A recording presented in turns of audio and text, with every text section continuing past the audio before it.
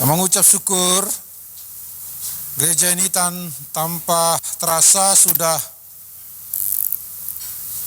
3 tahun ternyata, ya Pak Gembala. Rasanya masih sebentar waktunya, tapi ya Tuhan sudah menuntun sejauh ini. Dan semakin banyak pengalaman bersama dengan Tuhan dalam melayani Tuhan. Keputusan-keputusan yang diambil 3 tahun, 4 tahun yang lalu berdampak, dan itulah sebabnya kita hadir di sini. Kalau tidak ada keputusan kurang lebih 3 tahun yang lalu, maka kita tidak ada di sini. Nah, satu bagian firman Tuhan yang saya pikir juga memberkati kita semua. Seringkali ini sebenarnya kita terima sebagai ucapan berkat, tapi seringkali lalai dalam perenungan. Mari kita baca firman Tuhan di Bilangan 6 ayat 22 sampai 27. Bilangan 6 ayat 22 sampai 27. Saya membaca untuk kita semua. Tuhan berfirman kepada Musa, "Berbicaralah kepada Harun dan anak-anaknya, beginilah harus kamu berkati orang Israel. Katakanlah kepada mereka, Tuhan memberkati engkau dan melindungi engkau. Tuhan menyinari engkau dengan wajahnya dan memberi engkau kasih karunia. Tuhan menghadapkan wajahnya kepadamu dan memberi engkau damai sejahtera. Demikianlah harus mereka meletakkan namaku atas orang-orang Israel, maka aku akan memberkati mereka." Saudara, kalau kita berbicara tentang berkat ini, orang-orang yang biasanya ngantuk menjadi matanya itu terang gitu. Ketika ini dibicarakan atau dikumandangkan di gereja, biasanya yang tadinya ngantuk jadi terang. Karena apa? Ibadahnya selesai. Itu yang pertama. Yang tadinya di luar menjadi masuk. Yang tadinya kasak kusuk menjadi sangat siap sedia dengan tangannya, begitu ya kan. Saudaraku yang dikasihi Tuhan, sebenarnya ini bukan persoalan berkat atau kata-kata, tetapi ini adalah doa.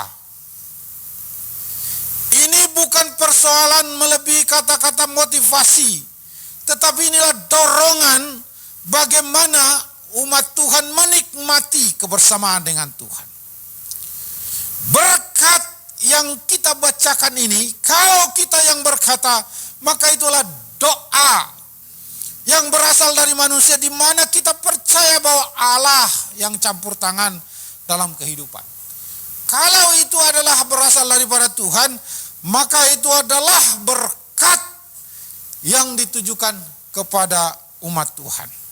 Saudara, teks yang kita baca ini bukanlah hanya perkataan biasa, tetapi teks yang kita baca ini adalah perkataan berkat yang mengandung 3 prinsip yang pada akhirnya kita mengetahui bahwa penyertaan Tuhan dan berkat Tuhan ada pada umatnya.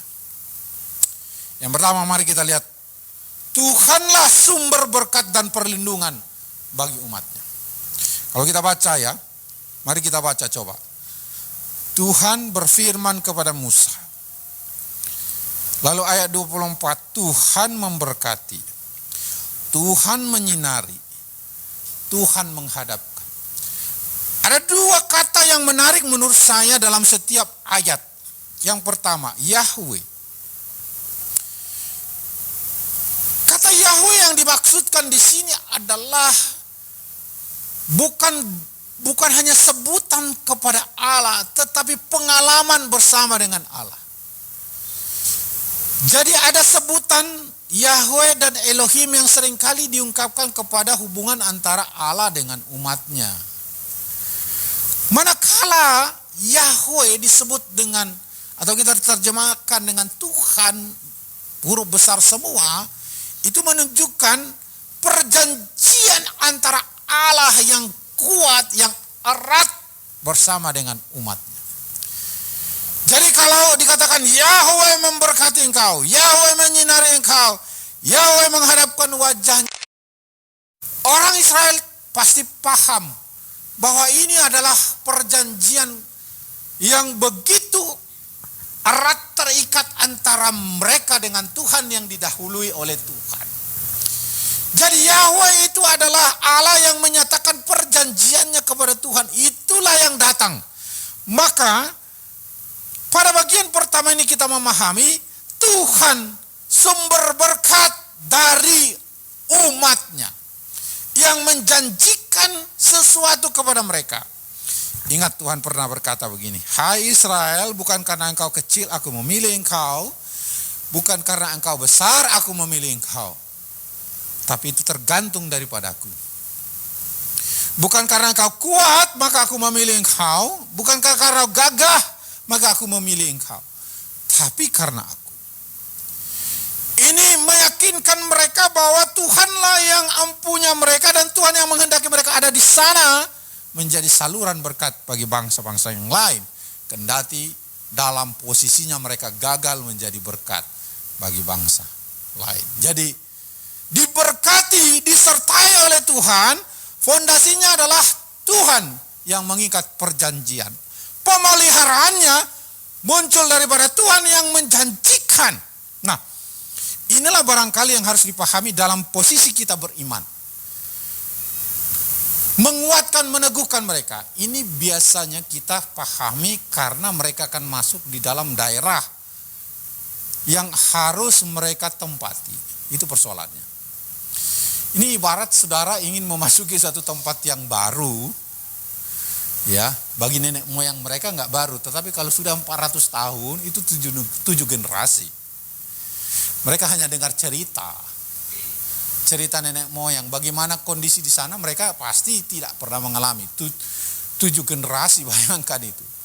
Nenek-neneknya moyang itu. 7 generasi. Ya kan? Jadi mereka hanya tahu catatan sejarahnya. Catatan sejarahnya itu kan lisan. Jarang tulisan pada waktu itu. Jadi ingatan dari ingatan ke ingatan. Itu yang mereka dengar. Dan mereka harus masuk ke sana. Dan katakan Tuhan kepada Harun, inilah yang ingin kau sampaikan kepada mereka manakala mereka masuk di tanah itu.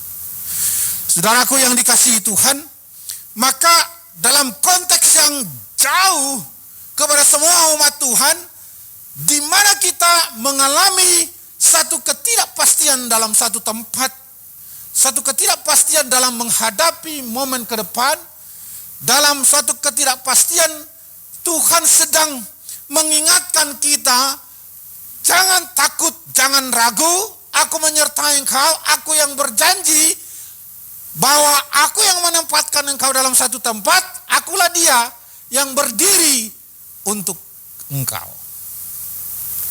Ya, saudaraku yang dikasihi Tuhan, saya ingin mengatakan bahwa Tuhan yang memanggil, Tuhan pula yang akan menyertai. Itulah sebabnya kata Tuhan di situ. Memang bahasanya tidak biasa. Bahasa Indonesia ini subjeknya memang Tuhan. Tapi biasanya dalam bentuk teks Ibraninya pastilah kata kerjanya yang duluan. Pastilah aktivitasnya Tuhan itu yang didepankan. Karena itulah struktur bahasanya. Tapi ketika kita masuk dalam terjemahan bahasa Indonesia yang kita sebut dengan Tuhan, karena subjeknya lah yang didepankan. Dialah yang berkarya. Dan dalam teks itu ada 3 kata kerja yang disebut. Memberkati, menyinari, menghadapkan. Jadi Allah yang aktif. Allah yang bekerja. Ya, ini bukan berarti semboyannya Jokowi 3 kali kata kerja. Menyinari, memberkati, menyinari, menghadapkan. Mengapa begitu penting? Lihat ya, pada waktu Allah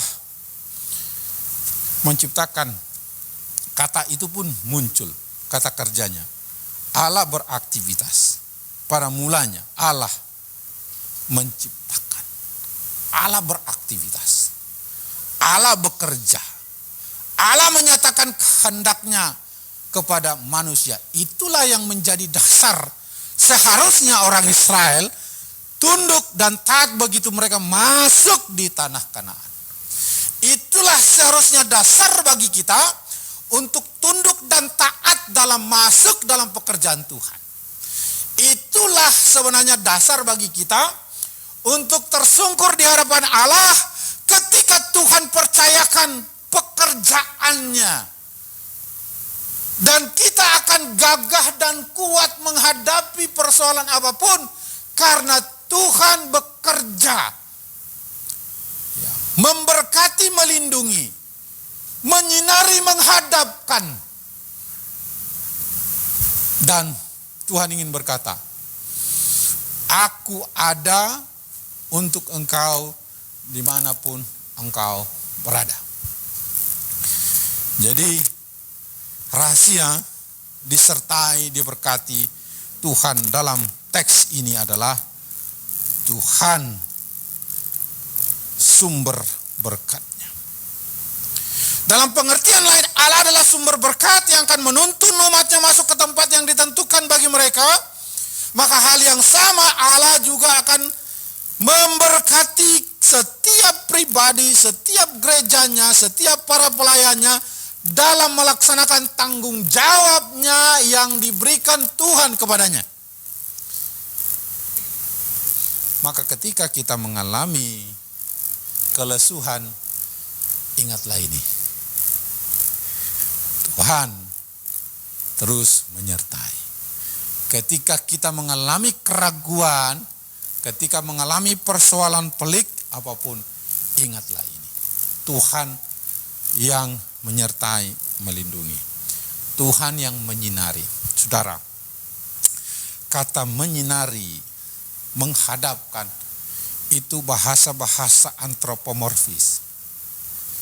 Menyinari, ibarat dia seperti, menyinari itu seperti sinar, cahaya. Menghadapkan wajahnya seperti kita bertatap muka dengan dia. Itu bahasa antropomorfis, bahasa manusia. Karena Allah itu roh, tidak mungkin kita lihat mukanya. Kecuali nanti dia yang menjadi manusia. Yesus Kristus, kita manusia melihat mukanya. Mengapa Allah memilih memakai bahasa antropomorfis ini? Ya kan? Mengapa seolah-olah Allah itu bisa kita lihat wajahnya? Mengapa seolah-olah hangatnya, sinarnya bisa kita rasakan? Ini bahasa yang dipakai dengan kedekatan terhadap kita, bahwa ia hadir, ia imanen, dia ada, dia saat ini dapat memberikan kekuatan kepada kita sehingga kita mampu melaksanakan pekerjaan Tuhan itu. Jadi konsep ini bertentangan dengan konsep orang yang mengakui bahwa Allah itu jauh. Konsep ini bertentangan dengan orang yang mengatakan bahwa Allah itu transenden saja, jauh. Sehingga memanggilnya perlu kuat-kuat. Ya kan? Tetapi sebenarnya konsep ini ingin mengatakan Allah yang hadir. Dan biasanya nanti Allah yang hadir itu kita pahami sebagai Immanuel. Allah yang menjadi manusia, Allah yang bersama-sama dengan kita. Lalu konsep inilah yang kita pahami, begitu dia naik ke sorga, maka ia mengutus Roh Kudus memelihara, melindungi, dan menjangkau kita untuk terus kita kuat dan teguh dalam melayani Tuhan. Jadi kalau konsep ini berbicara adalah Allah Tritunggal yang mengasihi, memberkati umatnya. Jadi saudaraku yang dikasihi Tuhan, disertai, diberkati oleh Tuhan. Pertama, Tuhan sumber berkat. Yang kedua, kalau kita perhatikan, Tuhan menghendaki kita menikmati kasih karunia. Mari kita coba baca pada ayat yang ketiga, ke-25 maksud saya. Tuhan menyinari engkau dengan wajahnya dan memberi engkau kasih karunia. 2 kali nanti kita temukan kata wajah di sini. Saya sudah menerangkan secara pengertiannya. Wajahnya. Bayangkan. Kita tidak bisa mengertikan itu wajah. Jadi kita kalau begitu mendapat berkat Tuhan harus lihat wajahnya yang begitu bersinarkah? Ya. Apakah yang dimaksudkan ini adalah seperti kesaksian orang melihat sinar dulu, maka dia akan merasakan damai. Melihat sinar dulu, maka dia akan mengalir seperti kesetrum, lalu dia simsalabim mengalami berkat Tuhan. Tentu ini adalah kehadiran yang dimaksud Tuhan itu adalah bahwa Allah hadir dalam sepanjang hidup. Bukan hanya peristiwa per peristiwa. Tapi kehadirannya untuk orang Israel sebagai bangsa itu adalah sepanjang hidup mereka duduk diam di tanah itu. Jadi itu bukan kehadiran satu peristiwa, tetapi peristiwa demi peristiwa. Yang dimaksudkan di situ adalah dia hidup sepanjang hidupnya di antara umat Tuhan. Ini persoalan. Karena orang memahami bahwa kalau Tuhan hidup sepanjang hidupnya, maka ia hadir di sana. Lalu bagaimana kita? Kita bersama dengan Tuhan di sana. Maka yang kedua dimaksudkan dalam teks ini, mengingatkan kita bahwa Tuhan menghendaki kita menikmati kasih karunia-Nya sepanjang waktu di mana Tuhan menempatkan kita. Kalau kita berbicara tentang tempat tanah Kanaan adalah tempat di mana kita Tuhan hadirkan. Di mana Tuhan hadirkan. Karena kalau berbicara tentang tanah, itu adalah lokus, tempat di mana peristiwa-peristiwa mengalami Tuhan terjadi. Nah ini penting. Mengapa begitu penting tanah kalau kita baca dalam perjanjian lama? Tuhan menempatkan orang Israel di tanah yang dijanjikan supaya mereka hidup bersama dengan Tuhan di tanah. Tanah itu begitu penting. Dalam kehendak Allah, tanah adalah saksi di mana umat Tuhan itu hidup bergaul dengan Dia. Jadi tanah Kanaan bukan berbicara tentang sorga, tapi tanah Kanaan berbicara tentang di mana Tuhan tempatkan kita hidup.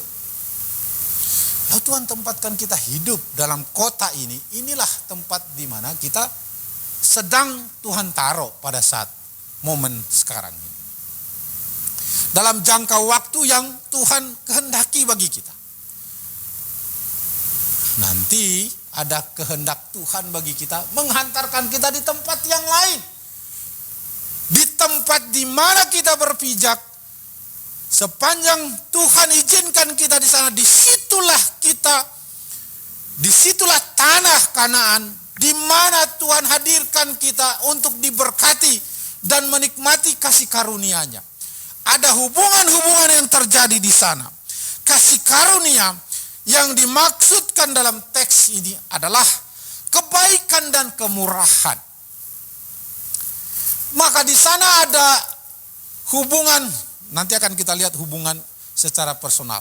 Tapi kalau dikatakan Tuhan akan menyinari wajahnya dan engkau akan menikmati apa? Kasih setia dan kemurahan, kebaikan dan kemurahan. Mereka butuh hidup, ya di tanah itu butuh hidup. Itulah sebabnya Tuhan mempersiapkan mereka di tanah, mereka bekerja dan engkau menghasilkan hidupmu di tanah itu. Tanah adalah ekonomi. Tanah adalah kehidupan. Jadi kalau berbicara tentang tanah, teologi tanah itu berarti ekonomi, kehidupan. Itulah makanya mereka di sanalah menggembalakan, menghasilkan domba untuk mereka hidupi, tetapi untuk mereka persembahkan kepada Tuhan. Di tanah itulah mereka menggarap tanah dan menjadi ladang, menanami anggur, menanami gandum untuk mereka hidup dan mempersembahkannya kepada Allah. Tanah itu adalah berbicara tentang ekonomi, di mana Tuhan tempatkan kita bekerja. Bagi mereka yang bekerja, di mana Tuhan tempatkan bagi kita orang Lewi, pelayan-pelayan Tuhan, untuk melayani umat Tuhan yang bekerja itu. Ingat ya, di tanah itu pula menghasilkan ekonomi untuk kehidupan masyarakat umat Tuhan, tetapi untuk pemuliaan Tuhan. Jadi Tuhan menyinari wajahnya kepada kita, diberikan menikmati kasih karunia, menikmati kebaikan Tuhan.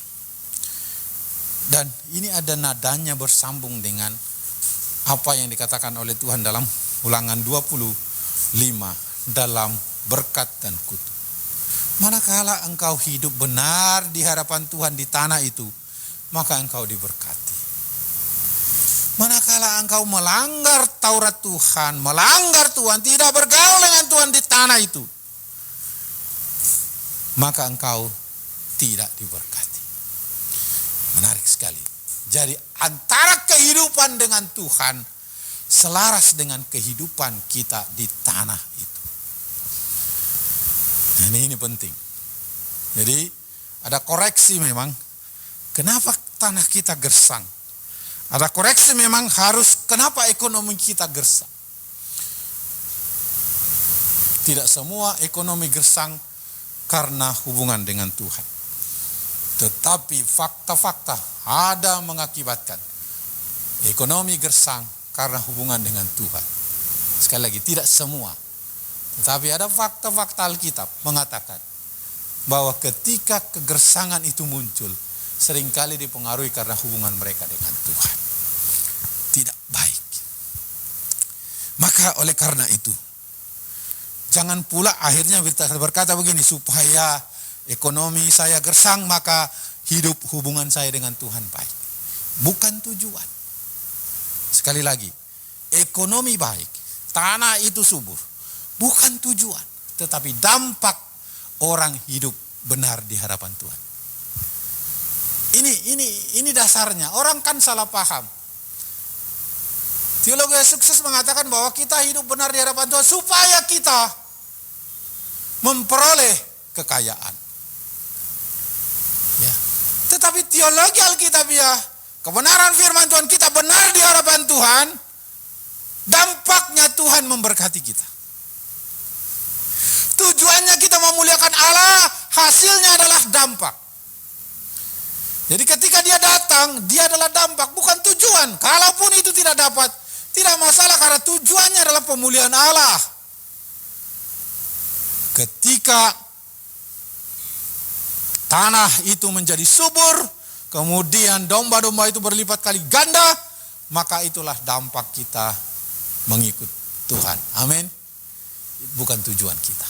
Nah, itulah teologi Alkitabiah tentang tanah. Maka dikatakan, aku menyinari engkau, Tuhan menyinari engkau dengan wajahnya, dan memberi engkau kasih karunia. Kasih karunia itu kebaikan dan kemurahan. Di mana kemurahannya? Di tanah yang Tuhan berikan kepadanya.